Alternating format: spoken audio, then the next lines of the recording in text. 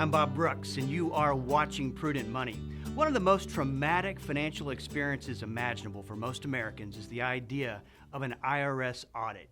Yet there really is no reason to fear. You just have to understand the game and how the process works. Well, today, IRS expert Dan Pilla is my special guest on Prudent Money to talk about how to win a tax audit. Now, this, of course, is from his latest book, How to Win Your Tax Audit, an insider's guide to successfully negotiating with the IRS. The Associated Press once wrote about Dan Pilla. He said, Dan Pilla probably knows more about the IRS than the commissioner of the IRS. His work is the final word on IRS issues. Dan, my friend, always a pleasure to get to have these conversations. It's my pleasure to be here, Bob. Thanks for having me. You know, I want to point out that the title of the book is not how to deal with an audit or how to get through an audit. It is about winning an audit, which is something that many people, I don't think they think is possible. No, you're exactly right. This is all about winning the audit. Listen, the vast majority of people that go through a tax audit, Bob, end up owing money to the IRS. The IRS's statistics indicate that about 88% of every person that goes through a tax audit will end up owing the agency money. But here's the thing that's fascinating. When you appeal the audit decision, the IRS's own statistics indicate that you're going to win your audit between 60 to 90% of the time. So what that tells me, Bob, is that the vast majority of tax audit decisions are wrong, and people need to know how to challenge those decisions in order to prevail in their case. And to take it a step farther, if you go into your audit knowing what your responsibilities are and knowing what the challenges are and how to meet those challenges, you're not going to owe them any money to begin with. You know, Dan, we've done interviews probably well over a decade, and there's been one consistent theme. When it comes to dealing with the IRS, you don't have to fear the IRS. You just have to learn how to play the game and how that system works. Yeah, that's exactly right. You know, when we're talking about tax audits, Bob, the tax auditors systematically use tactics of bluff and intimidation, misinformation and disinformation, and in many cases, they just outright lie to taxpayers concerning what their rights are. When you understand how that game is played, what they're going to do and how they're going to do it, then you have the upper hand. In my book, How to Win Your Tax Audit, I've got a chapter in there that's entitled 13 IRS Bluffs and Intimidations and How to Counter them. So I show you exactly what the agency is going to do and exactly how to counter it in a given situation. I also show you, Bob, step by step how the IRS will attack a given tax return. There's two, very generally speaking, there's two strategies they can use. They can come at your deductions, and of course most people think in terms of the IRS disallowing deductions, whether they're charitable contributions, mortgage, interest, business expenses, whatever it happens to be.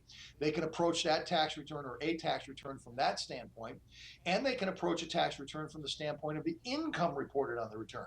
The IRS may look at a return and say, well, gee, Mr. Smith, Mrs. Jones, we don't think that you reported enough income on your tax return. We really think that you had income that you haven't reported. We think you're lying about your income. So very broadly, very generally, those are the two strokes that the IRS can take in terms of attacking a return.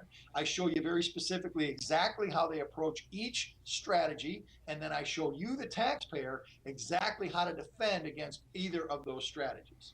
Well, you know, Dan, let's start with the basics. Everyone wants to avoid the red flags that could trigger that audit. Now, those are those deductions that are considered maybe a little bit controversial, yet they are literally, they're legit deductions. So they don't claim them for fear of triggering that red flag. Home office expenses is a deduction that offers up a good example. Give us the inside knowledge. How does the IRS select people for audits? Well, yeah, you're exactly right. A lot of people will leave deductions on the table because they think if they don't claim the deduction, that somehow they're insulating themselves from an audit, and that's not true at all. By not claiming the deduction, the only thing you've guaranteed yourself is that you're going to pay taxes you don't owe, because a legitimate deduction cuts your tax liability. The way a tax return is selected for audit, Bob, primarily, there's a number of ways they do it, but the most common way, the one way that literally 2/3 of all returns are selected, is through a sophisticated computer program that the IRS calls the DIF program. It's called the Discriminant Income Function System, DIF. And what that program does is it compares every line of your tax return with national and regional statistical averages for a person in your same income category and profession. If any line of your return is out of sync with those averages, the difference is scored. It's called a diff score. And the higher the score, the more likely you are to be audited. And so what that means is when you come away from that analysis with a high diff score, what the IRS is saying is that your claim is far enough away from the national average to be questionable. Now, the simple fact that your tax return is questionable, Bob, doesn't mean that it's wrong. For example, if you're tithing, if you tithe 10% of your income to your church, then you are giving your income at a rate of about 3 times the national average. So that doesn't mean you're not giving your income, and it doesn't mean you're not entitled to the deduction. It simply means that you're above the average. And so when you go into your audit, if you understand that your responsibility is to prove that your tax return is correct, and you know how to go about proving that your tax return is correct, you don't have anything to worry about in an audit. You shouldn't leave deductions on the table because that only increases your tax liability. You shouldn't worry about an audit because if you got the documents to prove that your tax return is correct, the IRS is not going to get into your pocket. Now, in the book, you refer to correspondence audits. I think that most people assume all audits are face-to-face. Talk about the difference between the two types of audits. Yeah, people think of an audit typically as a face-to-face challenge with the IRS or a face-to-face encounter, and certainly there are a great deal of face-to-face encounters, no question about it, millions, per year. And the book, How to Win Your Tax Audit, focuses on face-to-face audits for sure. But a great number, in fact, millions of audits every year are done through the correspondence process, where the IRS sends you a letter and says, "Dear taxpayer, your return has been selected for audit. We're questioning this particular item. Send us your documentation on that particular item." And so the IRS, so this happens through the correspondence process.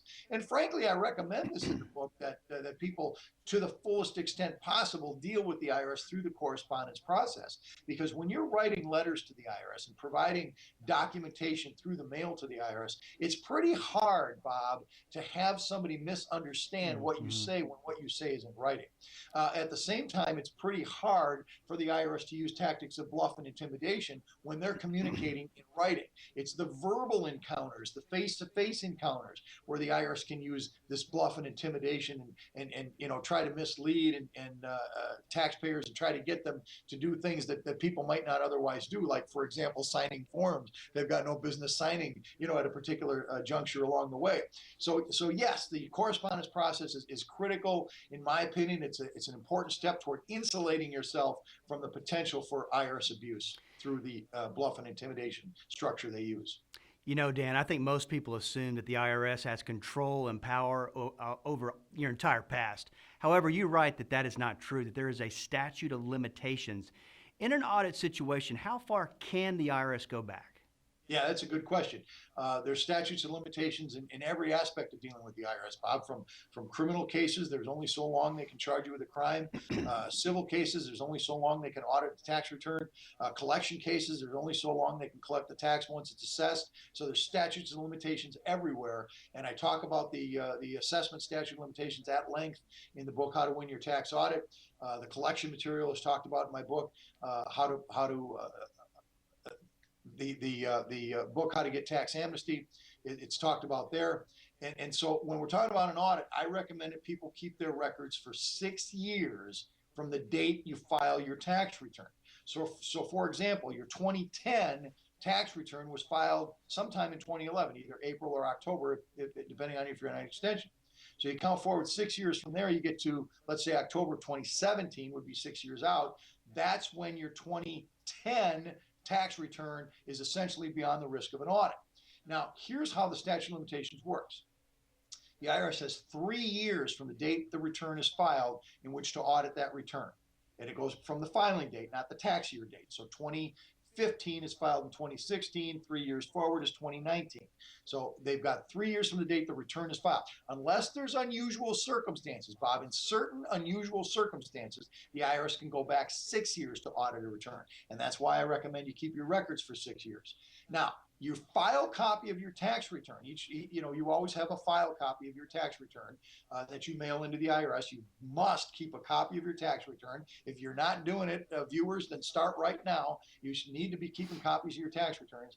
I recommend that you keep your file copy of your tax return indefinitely, because the IRS can go back 5 years, 10 years, 15 years to make an assessment if you didn't file a tax return. The statute of limitations on assessment is based on the filing of the return. All right. So if you didn't file, they can go back, theoretically 10 years, theoretically indefinitely, they can go back if you haven't filed. So keep your tax return to prove that you filed your return.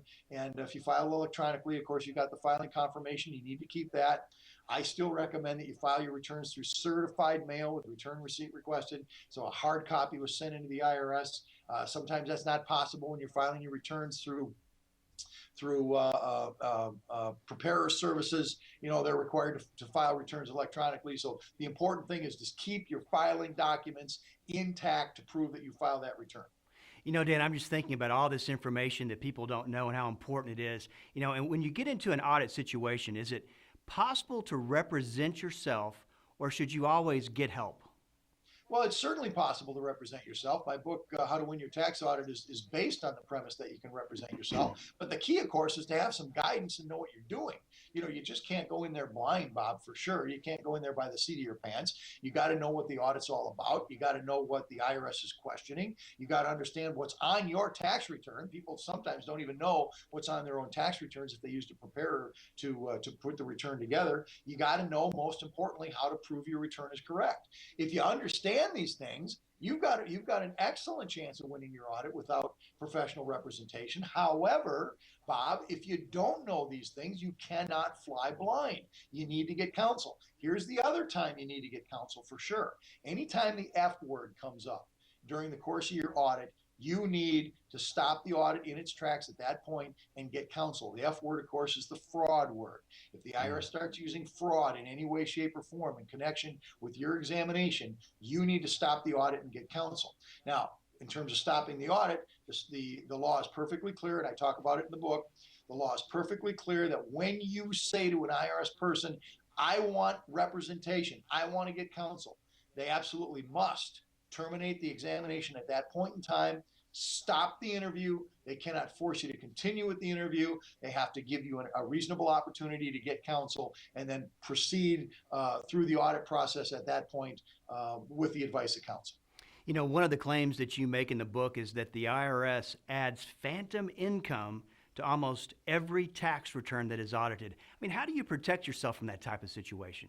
Well, this is it goes back to what I talked about earlier, the two general ways that the IRS attacks a return. They can look at your deductions, or they can look at the income. And more, Bob, the IRS is using this income attack on the tax returns as a means of raising the audit revenue, where the IRS will look at your return and say, well, you reported $50,000 of income here, but we really think your lifestyle is a $70,000 or $75,000 a year lifestyle. So you must have had $20,000 or $25,000 of income that you didn't report on your tax return. And the IRS will assert this. This is particularly troubling, or I should say particularly prevalent, Bob, in the case of small business people. Now, with wage earners, the IRS is less likely to get away with this, although they try it. But with self-employed people, the IRS can do it all the time, because they can take the position that, well, you just didn't report the income on your tax return. You just didn't deposit the money to your bank. If you're self-employed, you're not necessarily getting 1099s. And so, it's quote unquote easy for you to hide your income. But I show you in the book exactly what the law is with respect to the IRS's responsibilities, Bob, when they challenge your income. Here's one of the best kept secrets in the country when it comes to dealing with the IRS. I said earlier that the burden of proof is on the taxpayer. When you're dealing with the IRS, it's your responsibility to prove that your tax return is correct. When the IRS challenges your income, and they assert that you had income on that tax return that was not reported, guess what? The burden of proof is on them. They have to prove with some clear, solid evidence, Bob, that you had income that was not reported on their tax return. The mere suspicion or belief that you had this income, the mere suggestion on their part that you couldn't have lived on $50,000, you must have had more. This must have had is not a standard of proof under the United States tax laws. It's not. All right, they have a burden to prove with a foundation of substantive evidence that you had income that you didn't report on your tax return. The law is very clear. I lay it out in the book. I show you step by step how to assert that law to the IRS if they're challenging your income. And then I show you how to present a foundation of evidence to satisfy an examiner, or more accurately, an appeals officer, that your income declaration was correct to start with. Well, Dan, walk us through the process. You're getting audited. You know that everything is correct. What are some keys to defending your tax return? Well, the first key is to understand what the IRS is looking at. Sometimes they'll send you a letter that says, we're looking at your charitable contributions and we're looking at your mortgage interest deduction. Well, those are two simple examples. In other cases, so now you read the letter, you know exactly what they're looking for. But the next question is, well, what if they're not clear in the letter as to what they're looking for? What if it just says, we've set an appointment for you, bring in your quote unquote books and records? That's mostly what these letters say, Bob. They say, bring in your books and records. Well, what are you looking for? What are the questions in the return? I insist that you respond to an IRS auditor with what I call a ground rules letter. And in the book, I show you how to set the ground rules of the audit so you know what you're dealing with. We stripe the field, Bob, so we understand what the terms of the game are going to be, so to speak. And when the first thing that you're entitled to know is what they are looking for. What is the question about the tax return? Is there a specific question about income? Is there a question about specific deductions, so that you can organize your documents properly before you go into an audit? Dan, another common theme that runs throughout all your books is the reassurance that you've got rights as a taxpayer. In fact, the tax code does a fair job in protecting taxpayers. Unfortunately, people don't know their rights. Touch on some of the rights that you have as a taxpayer, in an audit situation. Yeah, exactly. In fact, I got a whole chapter that delineates very specifically taxpayer rights, Bob. And I alluded to one just a minute ago, the right to stop the examination and get counsel. That's an absolute right. You've got an absolute right to know what the issues are that are in question. You've got an absolute right to play a role, Bob, in determining where and when the audit takes place. It is very common for the IRS to send you a letter that says, we want you in our office next Wednesday at 9 o'clock. Well, I can't be in the office next Wednesday at 9 o'clock. Often people will call their examiner and say, well, can I get more time? No, you can't. And the auditors will often say, well, no, you can't get more time. You need to be here when I say to be here. And that's simply not true. The regulations are very clear about your right to play a role in when and where the audit takes place. This is vitally critical. You have the right to present witnesses, Bob, to establish whatever factual questions need to be established to prove that your deductions are correct. For example, if you were, let's say you're a small business person and the IRS is challenging your home office deduction, just as an example. Well, one of the questions that you have to satisfy as the taxpayer is that the office in your home, the space in your home, is used regularly and exclusively for business purposes, and it's not used for personal purposes. You have the right to bring in witnesses, let's say a spouse, who can testify that under no circumstances are these business spaces in the home used for personal purposes. That would be just one simple example.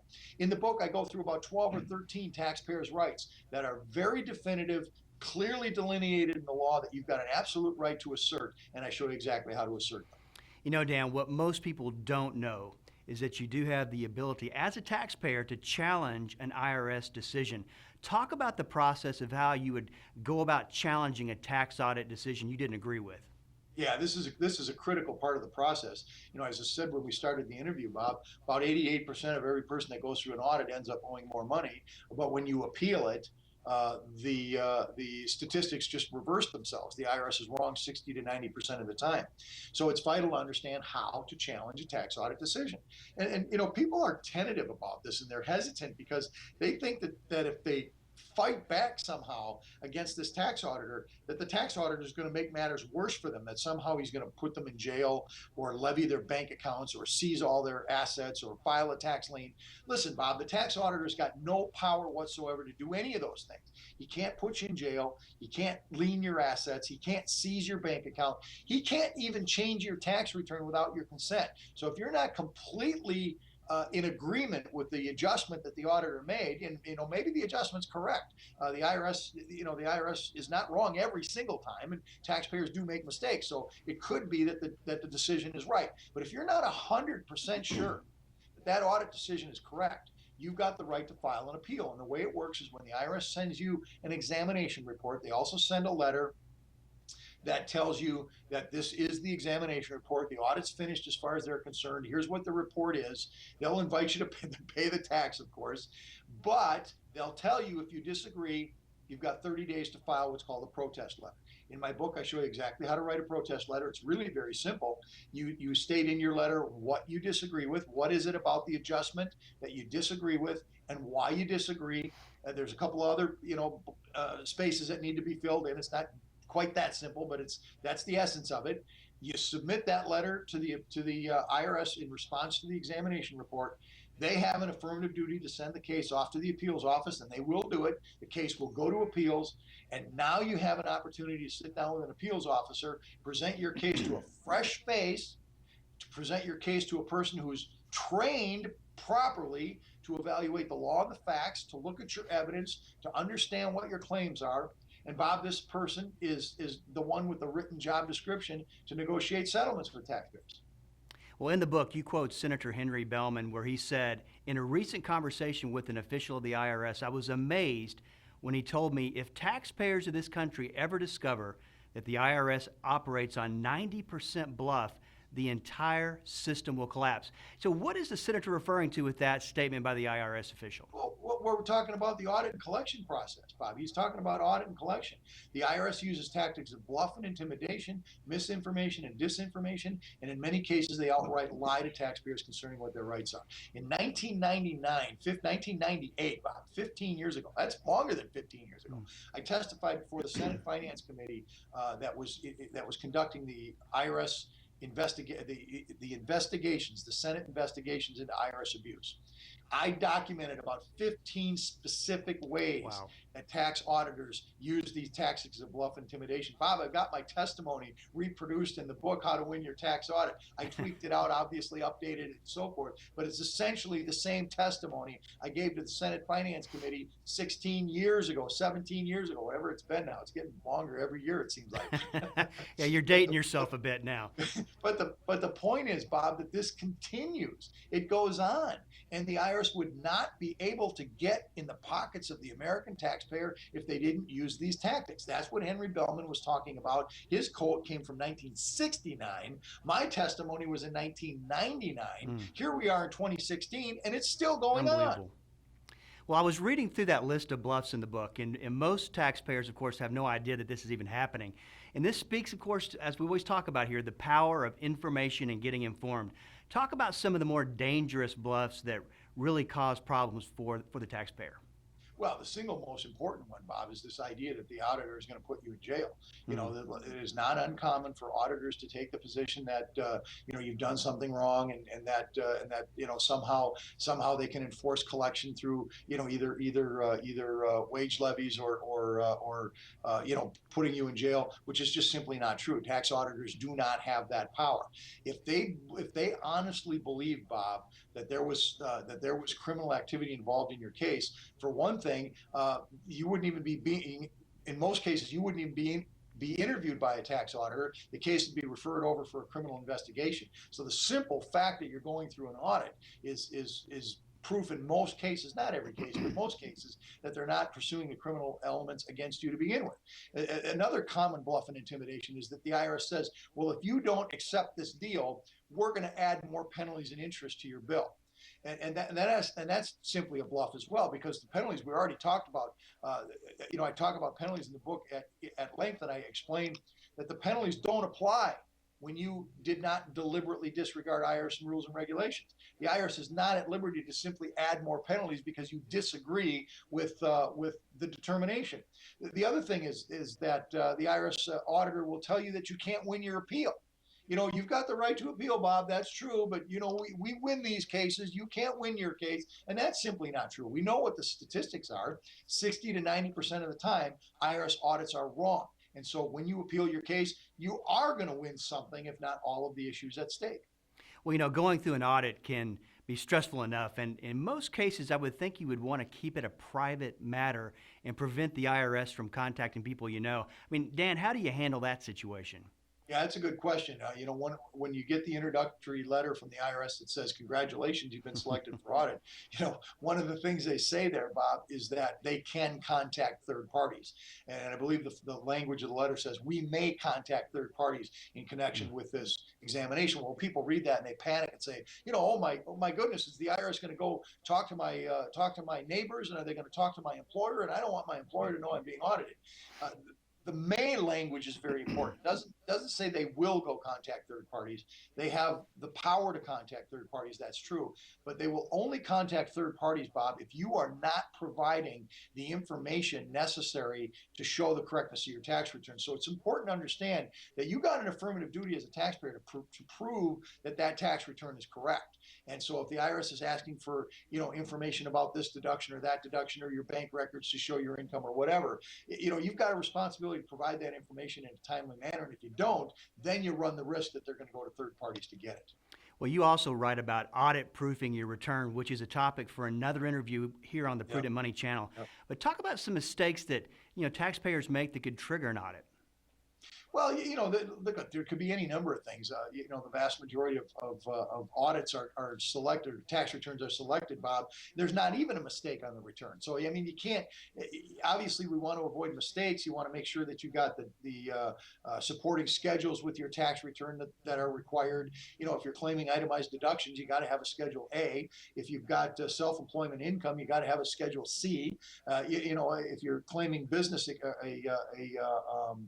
depreciation deduction, you got to have the depreciation forms with it. So you need the supporting schedules with your tax returns for sure. That's a common mistake that people make. They don't sign their tax returns. That gets the IRS's attention, obviously. But the fact of the matter is, it's not mistakes so much that cause the audits. It's this discriminate income function computer program that does it, and that's got nothing to do with mistakes. It's got to do with this evaluation of your claims in light of the national averages, and that means anybody can be selected for an audit. It does not mean that you made a mistake. Well, Dan, as always, great information, and thanks for coming on Prudent Money. If you want more information on Dan and you want to check out some of his books that he's written, you can go to www.taxhelponline.com. Well, here's the bottom line. There are rules and procedures when it comes to dealing with the IRS. Yes, you can win a tax audit. You just have to know how the game is played and how that process works. That is the power of information. Investing time into knowledge and providing that information is our #1 priority on the Prudent Money channel. For the Prudent Money channel, I'm Bob Brooks. Keep the faith and have a great rest of your day.